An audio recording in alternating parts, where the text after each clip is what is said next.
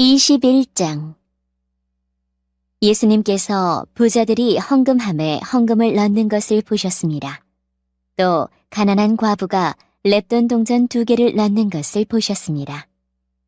예수님께서 말씀하셨습니다. 내가 진정으로 너희에게 말한다.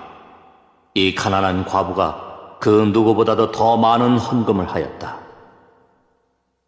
이 사람들은 다 넉넉한 가운데서 헌금을 드렸다. 그러나 이 여자는 매우 가난한 가운데서 가지고 있는 생활비 전부를 드렸다. 몇몇 사람이 성전에 대해 아름다운 돌과 헌금으로 꾸며졌다고 이야기하였습니다. 그러자 예수님께서 말씀하셨습니다. 너희가 지금 보고 있는 이것들이 돌 하나도 돌 위에 남지 않고 다 무너질 날이 올 것이다. 제자들이 예수님께 물었습니다. 선생님, 언제 이런 일들이 있겠습니까? 그리고 이런 일들이 일어날 때 어떤 징조가 나타나겠습니까? 예수님께서 그들에게 말씀하셨습니다. 너희가 속지 않도록 조심하여라. 많은 사람들이 내 이름으로 와서 내가 그리스도다 하거나 때가 왔다고 말할 것이다. 그러나 그들을 따라가지 마라. 전쟁과 난리의 소식을 들을 때 두려워하지 마라. 이런 일들이 먼저 일어나야 하겠으나 종말이 바로 뒤따라오는 것은 아니다. 예수님께서 계속해서 그들에게 말씀하셨습니다. 나라가 나라를 대항하여 일어나고 왕국이 왕국을 맞서 일어날 것이다. 큰 지진이 있을 것이며 여러 곳에서 질병과 기근이 있을 것이다. 하늘로부터 무서운 일과 큰 징조가 있을 것이다. 그러나 이 모든 일들이 일어나기 전에 사람들이 너희를 잡고 박해할 것이다. 또한 너희를 회당과 감옥에 넘길 것이다. 너희는 내 이름 때문에 왕과 총독 앞에 끌려갈 것이다. 그러나 이것이 너희에게는 증거의 기회가 될 것이다. 너희는 변론할 말을 미리 준비하지 않겠다고 마음에 결심하여라. 내가 너희에게 말과 지혜를 주어 너희 원수 가운데 그 누구도 너희를 맞서거나 반박하지 못할 것이다. 너희의 부모와 형제, 친척, 친구들이 너희를 넘겨줄 것이다. 그리고 너희 중 몇몇을 죽이기도 할 것이다. 너희는 내 이름 때문에 모두에게 미움을 받을 것이다. 그러나 너희 머리카락 하나도 다치지 않을 것이다. 너희는 인내함으로 생명을 얻을 것이다. 예루살렘이 군대에 포위당한 것을 보면 예루살렘의 파괴가 곧 다가왔다는 것을 깨달아라. 그때 유대에 있는 사람들은 산으로 도망하여라. 예루살렘 안에 있는 사람들은 빨리 빠져나가거라. 시골에 있는 사람들은 예루살렘 안으로 들어가지 마라. 그것은 이날이 바로 징벌의 날이기 때문이다. 기록된 모든 것이 이루어질 것이다. 그날에는 임신한 여자와 아기에게 젖을 먹이는 여자에게 화가 있다. 땅에는 큰 고통이 닥치겠고 진노가 이 백성에게 내릴 것이다. 그들은 칼날에 쓰러질 것이며 여러 나라의 포로로 붙잡혀 갈 것이다. 이방인의 때가 끝날 때까지 예루살렘은 이방인들의 발에 짓밟힐 것이다. 해와 달과 별들에게서 징조가 있을 것이다. 땅에서는 민족들이 바다와 파도의 소리에 당황할 것이다. 사람들은 세상에 닥칠 일을 예상하며 두려워하고 기절할 것이다. 이것은 하늘에 있는 권세가 흔들릴 것이기 때문이다. 그때 사람들은 인자가 구름을 타고 능력과 큰 영광으로 오는 것을 볼 것이다. 이러한 일이 일어나기 시작할 때 일어서서 너희의 머리를 들어라. 이는 너희의 구원이 가까이 오고 있기 때문이다. 예수님께서 이런 비유를 말씀하셨습니다. 무화과 나무와 다른 모든 나무들을 보아라. 잎사귀가 돋는 것을 보면 너희는 여름이 가까웠다는 것을 알 것이다. 이와 같이 너희도 이런 일들이 일어나는 것을 볼 때 하나님 나라가 가까운 줄 깨달아라. 내가 진정으로 너희에게 말한다. 이 세대가 다 지나기 전에 이 모든 일들이 일어날 것이다. 하늘과 땅은 없어질지라도 내 말은 결코 없어지지 않을 것이다.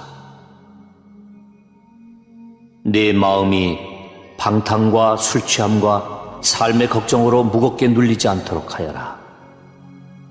그날이 마치 덫처럼 갑자기 내게 다가올 것이다. 그날은 온 땅 위에 살고 있는 모든 사람에게 다가올 것이다. 일어날 이 모든 일들을 피할 힘을 얻고 인자 앞에 서기 위하여 항상 기도하며 깨어 있어라.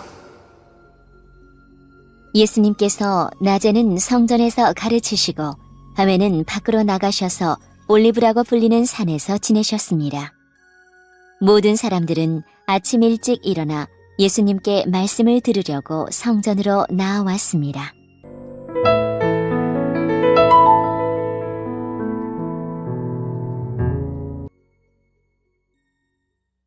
22장 6월절이라고도 하는 무교절이 다가왔습니다.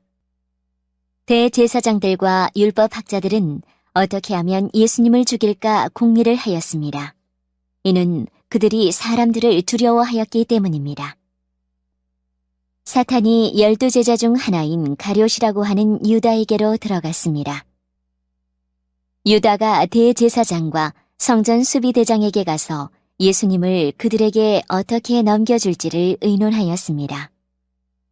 그들은 기뻐하면서 유다에게 돈을 주겠다고 약속했습니다. 유다도 찬성하고 사람들이 없을 때에 예수님을 그들에게 넘겨줄 적당한 기회를 찾았습니다. 6월절 양을 희생제물로 바치는 무교절이 되었습니다. 예수님께서 베드로와 요한을 보내면서 말씀하셨습니다. 가서 우리가 먹을 수 있도록 유월절을 준비하여라. 이들이 예수님께 물었습니다. 어디에 준비하길 원하십니까? 예수님께서 제자들에게 말씀하셨습니다.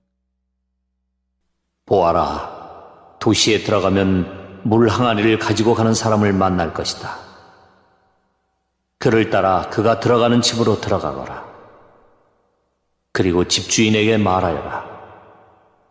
선생님께서 내 제자들과 함께 유월절 음식을 먹을 방이 어디냐고 물으셨습니다. 그러면 그 사람이 위층에 있는 정돈된 큰 방을 보여줄 것이다. 거기서 유월절을 준비하여라. 베드로와 요한이 가보니 모든 것이 예수님께서 말씀하신 그대로였습니다. 그들은 그곳에서 유월절을 준비하였습니다. 때가 되어 예수님께서 식사 자리에 앉으셨습니다. 그리고 제자들도 예수님과 함께 앉았습니다. 예수님께서 제자들에게 말씀하셨습니다. 내가 고난을 받기 전에 너희와 함께 이 유월절 음식을 먹기를 간절히 바랐다. 내가 너희에게 말한다. 유월절이 하나님 나라에서 이루어질 때까지 다시는 유월절 식사를 하지 않겠다. 예수님께서 잔을 받아서 감사 기도를 드리고 말씀하셨습니다. 이 잔을 받아 너희들끼리 나누어 마셔라. 내가 너희에게 말한다. 하나님 나라가 올 때까지 포도 열매에서 난 것을 이후로는 마시지 않을 것이다. 그리고 예수님께서 빵을 들고 감사 기도를 드렸습니다. 그리고 떼어서 제자들에게 주시며 말씀하셨습니다. 이것은 내가 너희에게 주는 내 몸이다. 이것을 행하여 나를 기념하여라. 이와 같이 빵을 드신 후에 잔을 가지시고 말씀하셨습니다. 이 잔은 너희를 위하여 흘리는 내 피로 세운 새 언약이다. 보아라, 나를 넘겨줄 사람의 손이 나와 함께 식탁 위에 있다. 인자는 정해져 있는 대로 갈 것이나 인자를 넘기는 그 사람에게는 화가 있다. 제자들이 자기들 중에 누가 이런 일을 하겠는가 하고 서로 묻기 시작하였습니다. 제자들 사이에 누가 가장 큰 사람으로 여김을 받을 것인가를 놓고 서로 말다툼이 일어났습니다. 예수님께서 그들에게 말씀하셨습니다. 이방인들의 왕은 백성들 위해서 왕 노릇한다. 그리고 권력을 가진 사람들은 백성들에게 은인으로 불린다. 그러나 너희가 그래서는 안 된다. 너희 중에 가장 큰 사람은 가장 어린 사람처럼 되어야 하고 지도자는 종처럼 되어야 한다. 식사 자리에 앉아 있는 사람과 그를 시중드는 사람 가운데 누가 더 큰 사람이냐? 식사 자리에 앉아 있는 사람이 아니냐? 그러나 나는 섬기는 사람으로 너희 가운데 있다. 너희는 내가 시험을 당할 때 나와 함께 있었다. 내 아버지께서 내게 나라를 주신 것처럼 나도 너희에게 주려고 한다. 너희는 내 나라에서 먹고 마실 것이며 왕좌에 앉아 이스라엘의 12지파를 심판할 것이다. 시몬아, 시몬아, 사탄이 너를 마치 밀가부로 듯하는 것을 허락해달라고 요청하였다. 그러나 나는 네가 믿음이 꺾이지 않도록 기도하였다. 네가 돌아온 후에 네 형제들을 굳게 하여라. 베드로가 예수님께 말했습니다. 주님, 주님과 함께하면 감옥에 갈 수도 있고 죽을 준비도 되어 있습니다. 예수님께서 말씀하셨습니다. 내가 네게 말한다. 오늘 닭이 울기 전에 네가 3번씩이나 나를 모른다고 부인할 것이다. 예수님께서 제자들에게 말씀하셨습니다. 지갑이나 가방이나 신발이 없이 내가 너희를 보냈을 때 너희에게 부족한 것이 있었느냐? 그들이 대답했습니다. 아닙니다. 없었습니다. 예수님께서 제자들에게 말씀하셨습니다. 그러나 지금은 지갑이 있는 자는 지갑을 챙기라. 가방도 그렇게 하여라. 칼이 없으면 옷을 팔아서라도 사라. 내가 너희에게 말한다. 그는 마치 범죄자처럼 취급당했다고 쓰여진 말씀이 내게서 반드시 이루어져야 한다. 내게 대하여 쓰여진 것이 이제 이루어지고 있다. 제자들이 말했습니다. 보십시오, 주님. 여기에 칼 2개가 있습니다. 예수님께서 그것이면 충분하다. 라고 말씀하셨습니다. 예수님께서 예루살렘 밖으로 나가셔서 늘 하시던 대로 올리브산으로 가셨습니다. 제자들도 예수님을 뒤따라갔습니다. 그곳에 이르셔서 예수님께서 제자들에게 말씀하셨습니다. 시험에 들지 않게 기도하여라. 그리고 제자들을 떠나 돌을 던져 닿을 만한 곳에 가셔서 무릎을 꿇고 기도하셨습니다. 아버지, 만일 아버지의 뜻이라면 제게서 이 잔을 없애주십시오. 그러나 제 뜻대로 되게 하지 마시고 아버지의 뜻대로 이루어지게 하십시오. 그러자 하늘로부터 천사가 나타나 예수님께 힘을 북돋워 주었습니다. 예수님께서 고통스러워하시며 더 간절히 기도하셨습니다. 땀이 마치 핏방울처럼 땅에 떨어졌습니다. 예수님께서 기도하기를 마치시고 일어나 제자들에게 가셨습니다. 그리고 제자들이 슬픔에 지쳐 잠들어 있는 모습을 보셨습니다. 예수님은 그들에게 말씀하셨습니다. 왜 잠을 자고 있느냐? 일어나라. 그리고 시험에 들지 않게 기도하여라. 예수님께서 말씀하고 계실 때 사람들이 몰려왔습니다. 12제자 가운데 하나이며 유다라고 불리는 사람이 사람들을 이끌고 왔습니다. 그리고 예수님께 입맞추려고 가까이 다가왔습니다. 그러나 예수님께서 유다에게 말씀하셨습니다. 유다야, 입맞춤으로 인자를 넘기느냐? 예수님 곁에 있던 사람들이 돌아가는 상황을 보고 예수님께 말했습니다. 주님, 칼로 이들을 칠까요? 그들 가운데 한 사람이 대제사장의 종의 오른쪽 귀를 칼로 베었습니다. 예수님께서 말씀하셨습니다. 그만두어라. 그리고 그 종의 귀를 만져 고쳐주셨습니다. 예수님께서 체포하려고 온 대제사장과 성전 수비대와 장로들에게 말씀하셨습니다. 강도를 잡듯이 칼과 몽둥이를 가지고 왔느냐? 내가 매일 성전에서 너희와 함께 있었다. 그러나 너희는 내게 손을 대지 않았다. 그러나 지금은 너희의 때, 곧 어둠이 다스리는 때이다. 그들은 예수님을 체포하여 대제사장의 관사로 데리고 갔습니다. 베드로도 그들과 멀찍이 떨어져서 뒤따라갔습니다. 사람들이 정원 한가운데 불을 피우고 둘러앉았습니다. 베드로도 그들과 함께 앉았습니다. 하녀 하나가 모닥불 곁에 앉아있는 베드로를 보고 노려보며 말했습니다. 이 사람도 예수와 함께 있었어요! 베드로가 부인하며 말했습니다. 여보시오, 나는 예수를 모르오. 조금 후에 또 다른 사람이 베드로를 보고 말했습니다. 당신도 그들과 한패요. 그러자 베드로가 말했습니다. 이 사람아, 나는 아니야. 약 1시간 후에 다른 사람이 주장했습니다.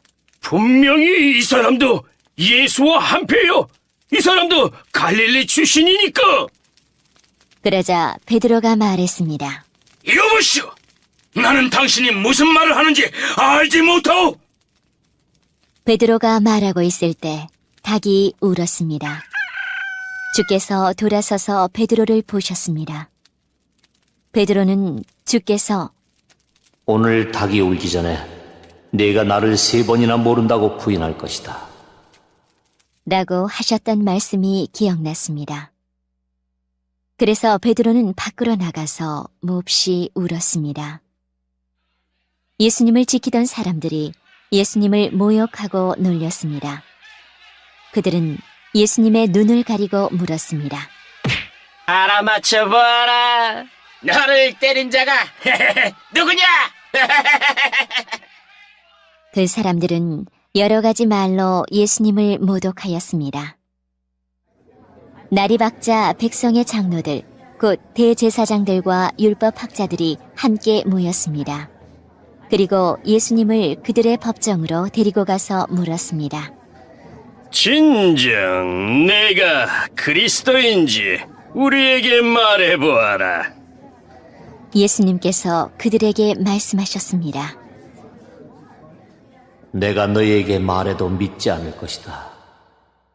또한 내가 물어도 너희가 대답하지 않을 것이다. 그러나 이제부터 인자가 전능하신 하나님의 오른쪽에 앉게 될 것이다. 그들이 모두 물었습니다. 그러면 당신이 하나님의 아들이요? 예수님께서 그들에게 대답하셨습니다. 내가 그렇다고 너희가 말했다. 그들이 말했습니다. 우리에게 무슨 증거가 더 필요하겠는가? 우리가 직접 이 사람의 입에서 나오는 소리를 들었다.